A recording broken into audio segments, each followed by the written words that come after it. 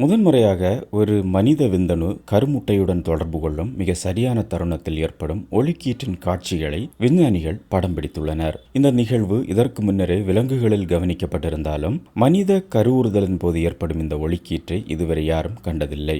இதிலும் சில முட்டைகள் மற்ற முட்டைகளை விட அதிக பிரகாசத்துடன் உலர்ந்துள்ளது. இது அந்த முட்டைகள் ஆரோக்கியமான கருவாக வளரும் திறனை பெற்றிருப்பதற்கான நேரடி அறிகுறி என்று நார்த் வெஸ்டர்ன் பல்கலைக்கழகத்தை சேர்ந்த ஒரு ஆய்வுக்குழு கண்டறிந்துள்ளது. கருவுறுதலின் தருணத்தில் ஏன் உண்மையில் இத்தகைய ஒளிக்கீற்றுகள் வெளிப்படுகின்றன?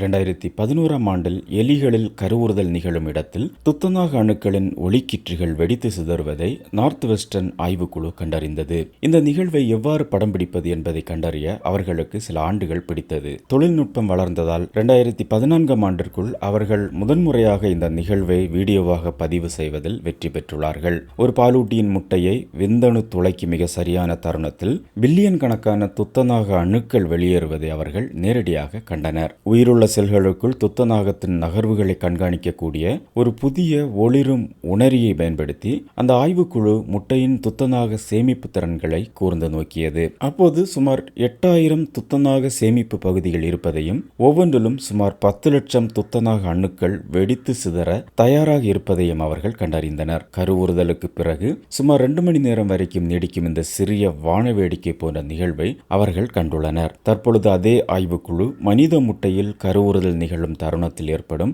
இந்த நிகழ்வையும் வீடியோவாக பதிவு செய்வதில் வெற்றி பெற்றுள்ளார்கள். இப்போது முதன்முறையாக மனிதர்களிடம் காணப்பட்ட இந்த ஒளிக்கீற்றுகளை கொண்டு ஒரு தனிப்பட்ட கருமுட்டையின் உயிர் வாழும் திறனை தீர்மானிக்க முடியும். IVF சிகிச்சைகளை நம்பியிருக்கும் தம்பதிகளுக்கு இது ஒரு மிகப்பெரிய விஷயம். ஏனெனில் தவிர்க்க முடியாத சில மரபணு குழப்பங்கள் காரணமாக கருவுற்ற கருமுட்டைகளில் சுமார் 50% சரியாக வளர்ச்சி அடைவதில்லை. இது ஒரு முக்கியமான கண்டுபிடிப்பு. ஏனெனில் இது கருவை கருப்பையில் பொருத்துவதற்கு முன்பு அதன் ஆரோக்கியத்தையும் இறுதியில் ஒரு கருவின் ஆரோக்கியத்தையும் எளிதில் காணக்கூடிய ஒரு வழியை நமக்கு வழங்கக்கூடும் என சொல்கிறார்கள் ஆய்வாளர்கள். ஒரு நல்ல தரமான கருமுட்டையா என்று நமக்கு சொல்லக்கூடிய கருவிகள் தற்பொழுது இல்லை. பெரும்பாலும் கர்ப்பம் ஏற்படுகிறதா என்று பார்க்கும் வரை கருமுட்டை அல்லது கரு உண்மையிலேயே உயிர் வாழும் திறன் கொண்டதா என்பது நமக்கு தெரிவதில்லை. அதனால்தான் இந்த கண்டுபிடிப்பு பெரிய மாற்றத்தை ஏற்படுத்தக்கூடியதாக இருக்கிறது. எது நல்ல கருமுட்டை எது நல்லதல்ல என்பதை முன்கூட்டியே பார்க்கும் திறன் நமக்கு இருந்தால் எந்த கருவை இடமாற்றம் செய்வது என்பதை அறிந்து கொள்ளவும் மிக விரைவாக கருத்தரிப்பை அடையவும் அது நமக்கு உதவும் என சொல்கிறார்கள் ஆய்வாளர்கள். இந்த சோதனைக்காக ஆய்வுக்குழுவினர் ஒரு விந்தணு நொதியை பயன்படுத்தி கருமுட்டையை செயல்படுத்தியுள்ளார்கள். ஆராய்ச்சி நோக்கங்களுக்காக உண்மையான விந்தணுவை கொண்டு கருமுட்டையை கருவுற செய்வது அமெரிக்க கூட்டாட்சி சட்டத்தின் கீழ் சட்டவிரோதமானது. இந்த நிகழ்வு கருமுட்டைக்குள் கால்சியம் அளவை அதிகரிக்க தூண்டுவதையும் அது துத்தநாகத்தை வெளியிடுவதையும் அவர்கள் கவனித்தனர். துத்தநாகம் வெளியேறும் பொழுது அது சிறிய மூலக்கூறுகளுடன் பிணைந்து ஒளிர்தலை வெளியிடுகிறது. இதை கேமரா நுண்ணோக்கிகளால் கண்டறிய முடியும். அப்படியானால் துத்தநாகம் ஏன் இவ்வளவு சிறப்பு வாய்ந்தது?